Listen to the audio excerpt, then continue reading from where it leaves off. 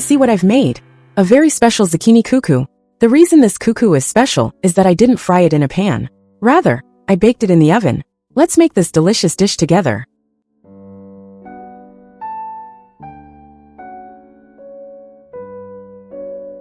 Hello my dear friends.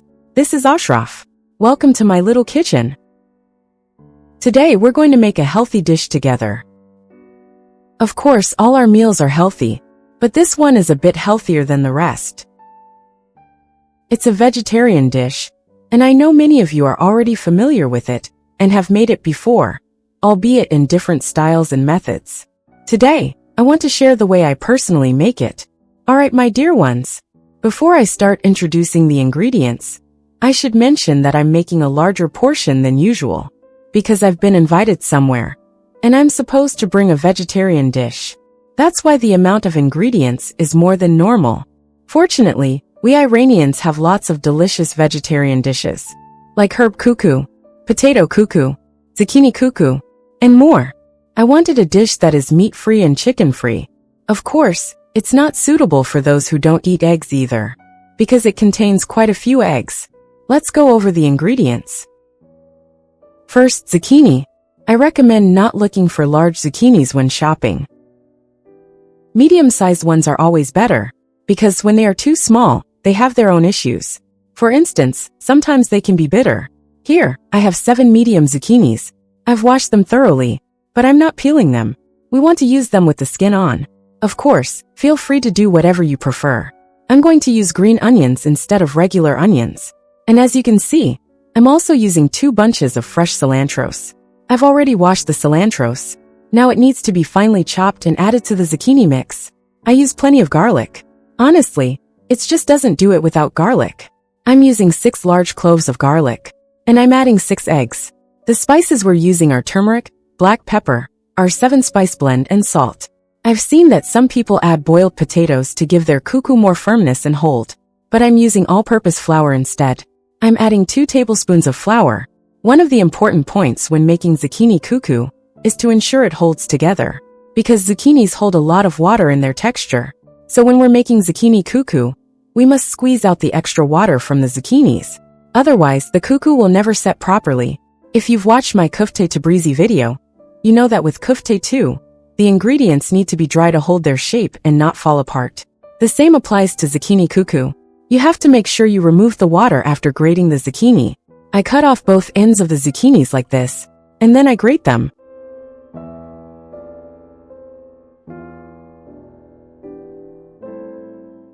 Look, you see this zucchini? As soon as you cut it, there's so much water inside that it starts dripping.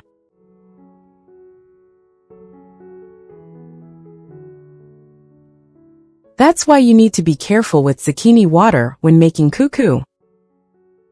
And by the way, today I'm making kuku a little differently. As I mentioned, I'm taking it a gathering, and I want it to look more elegant, attractive, or presentable if you will. So, I'm preparing it a bit differently. Hopefully, it turns out great, and you'll try it too and tell me what you think. Now let's get to the grating.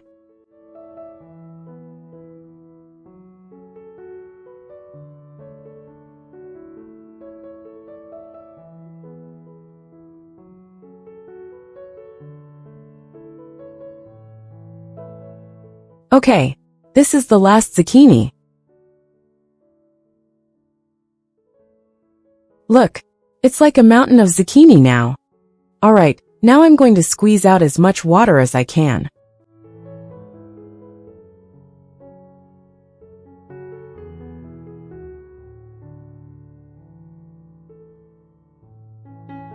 If you make smoothies, you can actually use this zucchini juice in your smoothies too. It works really well. But if you leave this water in the zucchini mix, the kuku won't hold together properly.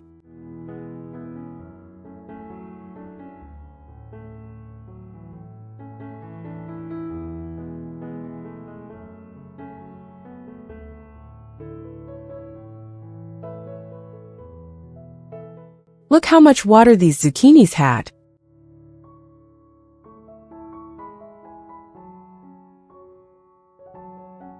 Alright, my dear friends. As you can see, I've squeezed out as much water as possible from the grated zucchini. We also finely chopped the herbs just like we do for Kuku Sabzi. Same goes for the green onions. Of course, using herbs and green onions is completely optional. If you prefer, you can just stick with zucchini and onions. But personally, I like adding these personal touches as well.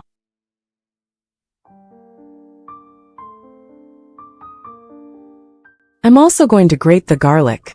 In my family, we really love garlic, so I'm adding a little more than usual. Of course, you can use less garlic, or skip it altogether, depending on your taste.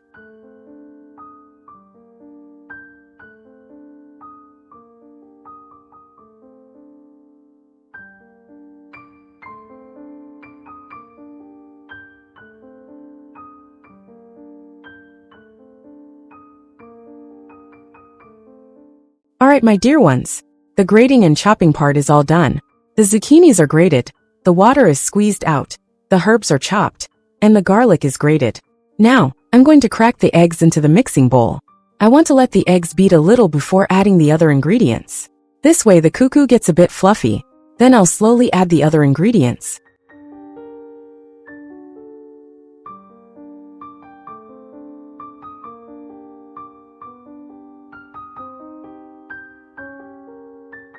For this amount of kuku, I'm using 6 eggs. But if I sense that it's not enough, I might add 1 or 2 more eggs. We'll see how it goes.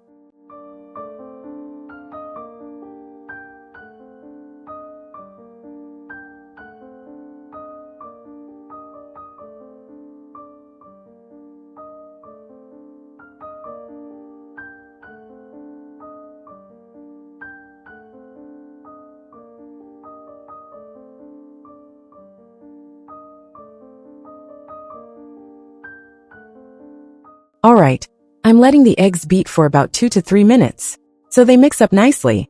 Then we'll add the rest of the ingredients.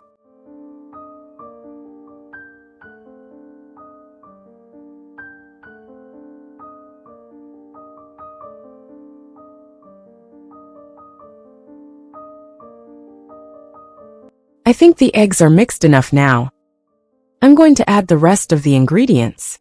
Then I'll let it mix for another 3 to 4 minutes. So everything blends nicely with the eggs. Now this is the different method I mentioned earlier. Many of you already know it. Today, I decided to bake my kuku in the oven. I won't fry it in oil in a pan on the stove. So I'm using baking molds. Just regular cupcake molds that go into the oven. Mine are square-shaped, but you can use any mold you like. I'm mentioning this so you remember to preheat your oven. That way, once the batter is ready, your oven will be hot and ready too. Set it to 350 degrees Fahrenheit. The eggs are ready here. Now I'm adding the grated zucchini.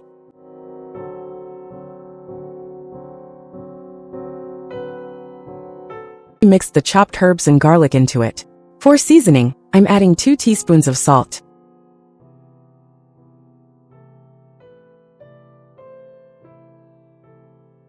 One teaspoon of black pepper. 1 full teaspoon of turmeric.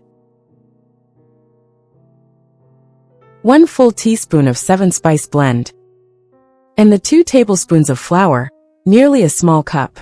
I'm also adding a small cup of oil. The only reason for adding oil is to keep the kuku nice and moist. Of course, if you're frying the kuku, you don't need to add oil into the batter. But since I'm baking it, I want to make sure it stays tender, yet cohesive. We're also going to grease the baking molds with cooking spray. First, I'll give the kuku mixture a quick stir with a spoon. Then I'll let it blend for a few minutes through the mixer. This is the oil I mentioned. I'm adding about a small cup of it. Oh, the kitchen smells amazing right now. I'm placing the bowl back under the mixer.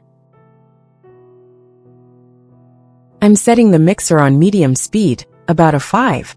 So it mixes well for about 2 to 3 minutes. And then we'll move on to filling the molds. Just be careful not to set the mixer speed too high. Otherwise, you'll have kuku batter flying all over your kitchen. I wish you could smell how wonderful it is here. Before pouring the batter into the molds, I'm greasing them thoroughly with cooking spray. I'm not using liners. I grabbed a small ladle. This is how the batter looks, thick and beautiful. And it smells so good. I'm telling you, you'll want to run out today and buy some zucchini. Alright, let's continue.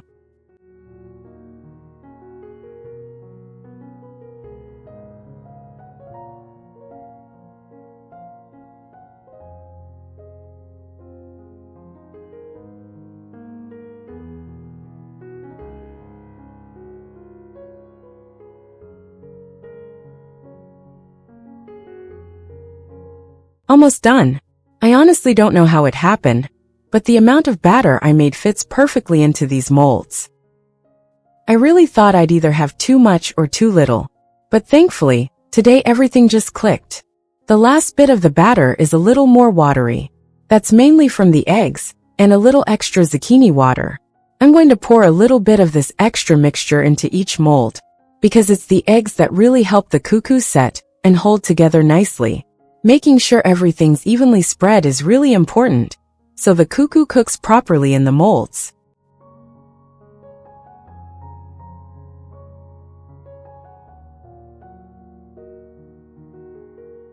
By the way, I truly believe that greasing the molds properly and beating the eggs well are key steps for making great kuku. Alright, I've used up every last bit. I pop it in the oven without any cover for about 5 to 7 minutes. Then I take it out. I cover it with aluminum foil and put it back in the oven for another 20 to 25 minutes. And after that, we reach the delicious moment.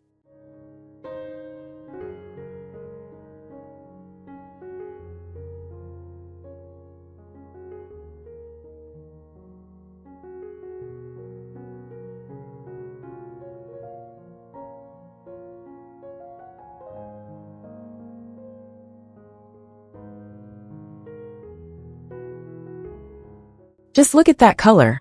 It's like the food is talking to us with that gorgeous color, isn't it? Alright, 5 minutes have passed.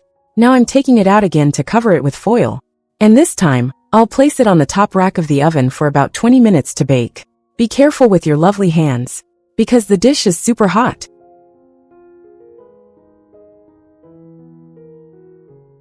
So here we go. I'm covering it up properly, because the aluminum foil will get really hot and help cook the kuku from the top too. This way the kuku will cook perfectly all the way through.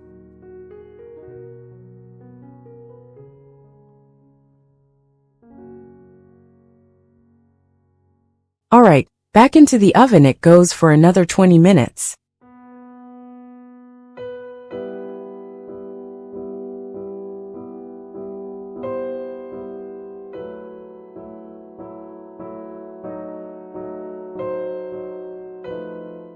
Okay, my dears, I left it covered in the oven for 20 minutes, and it baked beautifully. Then I took the cover off and put it under the broiler for 2 to 3 minutes, just to get a little nice golden color on top. If you want it even crispier, you can leave it under the broiler for about 5 minutes. Otherwise, it's perfectly ready and delicious. Now let's plate it and finally get to the best part, tasting this yummy dish together. Honestly, the smell, the color, and the look are just amazing.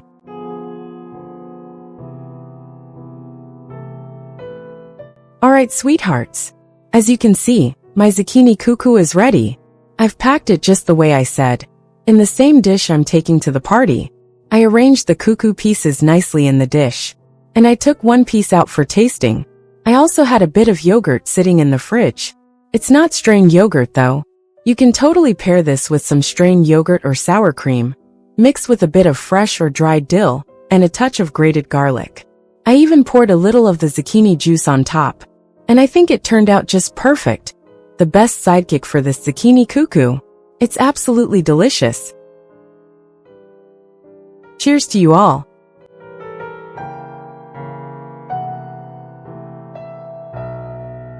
Honestly, I can't even describe how good it tastes. You have to try it yourself to see how incredibly yummy it is. Let me take a little bite of the yogurt too. Oh wow! It feels like the gates of heaven just opened. My dearest friends, I really hope you try this delicious and super healthy dish and enjoy it as much as I did. Please don't hesitate to share your suggestions, feedback, ideas, or thoughts with me. I'd love to hear from you. Thank you so much for being here. Thank you for your lovely comments.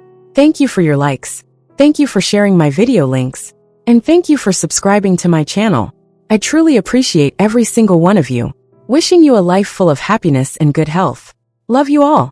Until the next delicious recipe, take care and goodbye.